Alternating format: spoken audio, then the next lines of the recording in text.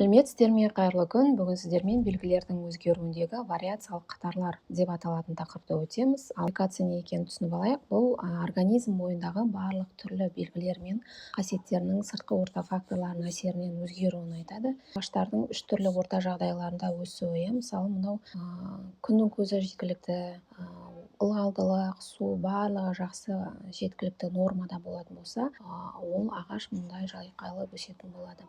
Ал егер ылғалдылық жетпесе, бұл ұзын болып өсуі мүмкін, немесе жаңағы ылғал ортада өсетін өсімдік бойы кішкене аласа және жапырақтары аздау болуы мүмкін. Міне бұның барлығы үш түрлі орта факторларының әсерінен, организмнің сыртқы орта факторларының әсерінен организмнің өзгеруін бұл модификация деп атаймыз. Енді генотип дегеніміз не? Генотип бұл гендердің жиынтығы, ал фенотип сол гендердің сыртқы көрінісін айтады.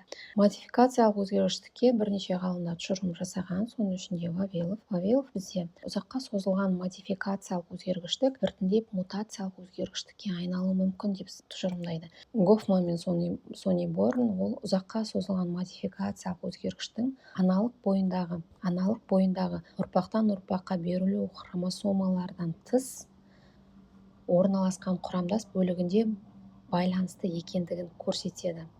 Бізде Зияров ол бидай өсімдігінің ұзаққа созылған модификациялық өзгергіштігін алды. Вариация қатары дегеніміз не? Вариация қатары дегеніміз, егер жапырақтарды ұзындығы бойынша ең кішісінен үлкеніне дейін бір қатарға орналастыратын болсақ, дейді, бұл белгінің өзгергіштік қатарын көреміз дейді. Мысалы, мынау лавр жапырағының өсімдігі. Оның жапырақтарын бір қатардан ең кішісінен ең үлкеніне дейінгі жапырақтарды бір қатарға орналастыратын болсақ,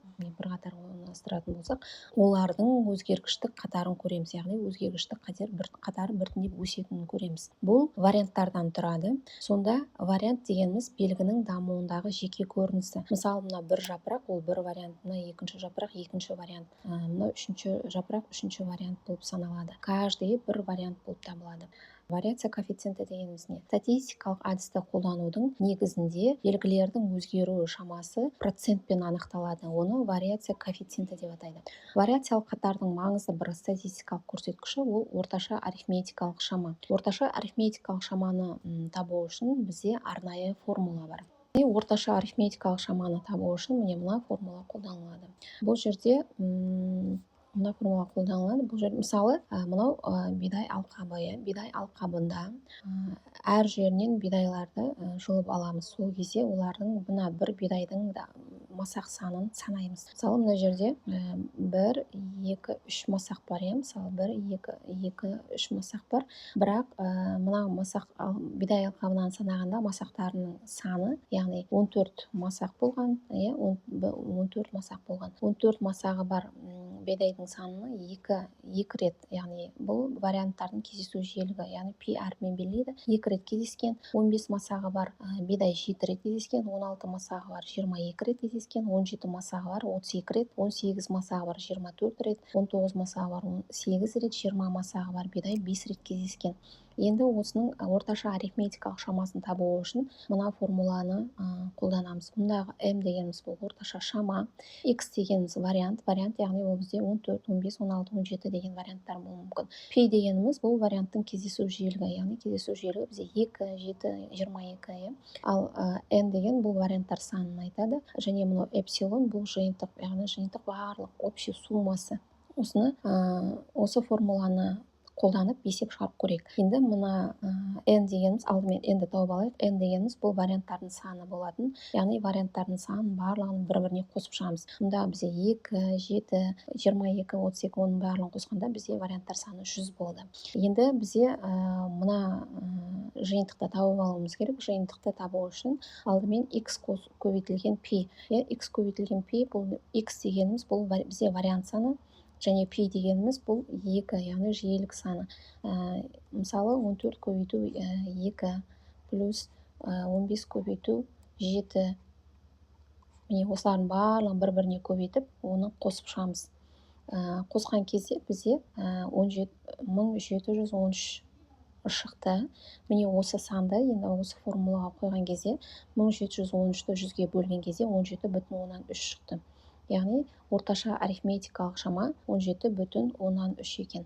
Мұндағы 17,3 демек мына бидай алқабында дейді 17 мен 18-дің аралығындағы 17 мен 18-дің аралығындағы масақтарының саны өте көп кездеседі дегенді білдіреді. Мысалы, қарайтын болсақ, 17 масағы бар 32 рет, ал 18 масағы бар бұл 24 рет кездескен екен. Орташа квадраттық ауытқу қалай есептейді? Енді бұл жаңағы есептің жалғасы. Белгінің өзгеру деңгейін сипаттайтын келесі бір көрсеткіш ол орташа квадраттық ауытқу. Орташа квадраттық ауытқуды табу үшін міне мына формуланы пайдаланады. Яғни орташа квадраттық ауытқу бізде сигма әрпімен белгіленеді. Мұндағы сигма, яғни бұл стандарттық ауытқуды есептейді. М манағы бізде орташа шама. Бізде жаңа есепте 17-13 болған. X дегеніміз бұл әрбір вариант санын айтады, және N дегеніміз бұл жиіліктің саны. M азайту X бұл яғни орташа мәнмен жаңағы варианттың айырмасы және оның квадраты. Эпсилон бізде осы квадраттың пи мен көбейтілген қосындысы, яғни пи көбейтілген M азайту X квадрат. Енді осы жерді есептеп көрейік. Мысалы, алдымен бізде сигманы табу үшін біз мына жерді тауып алуымыз керек. Одан кейін n азайту 1-ді табамыз. Мысалы, бұл жерде мына формулаға қою үшін m дегеніміз бізде бұл манағы 17,3 еді. Оны азайтамыз 14 варианттан. 14 варианттың квадраты екеуін квадраттаймыз. Сонда бізде 17,3-тен 14-ті азайтатын болсақ, бізде 3,13 шығады. Оның квадраттаймыз. Сонда бізде шығады 9,7 деп алайық. 9,7-ні біз енді оны пиге, яғни вариант санына көбейтеміз. 9,7-ні, яғни бізде 14 масақ бізде 2 рет кездескен болатын, оны 2-ге көбейтеміз. Сонда бізде шығады 19,5. Бізде примерно мынау 19,59 шығады. Оны жуықтап алғанда 19,6. Міне қалған варианттарды да дәл осылай шығарып алып, оларды бір-біріне қосамыз. Сол кезде бізде жиынтық 167,162 шықты. Енді осы санды мына түбір астына аламыз. Түбір астына алған кезде n деп отырғанымыз бізде мына варианттардың санының жиіліктің қосындысы болатын. Содан 1-ді алып тастаймыз, 99 шығады. Және оны квадраттаған кезде, яғни түбір астына шығарған кезде 1,130 шықты.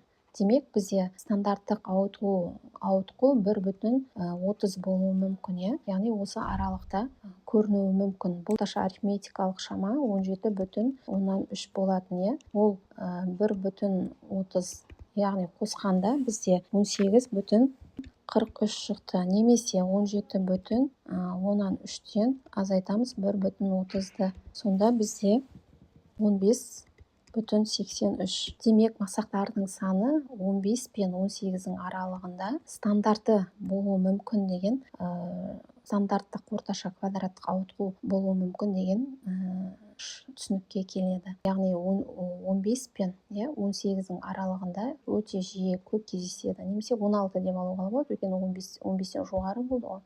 16 мен 17-ның аралығында өте көп жиі кездесетін масақтар санын анықтауға болады. Осымен біздің сабағымыз аяқталды. Егер сіздерге сабақ ұнаған болса, лайк басып, комментарий қалдырып кетіңіз. Және арнаға тіркелуді ұмытпаңыз.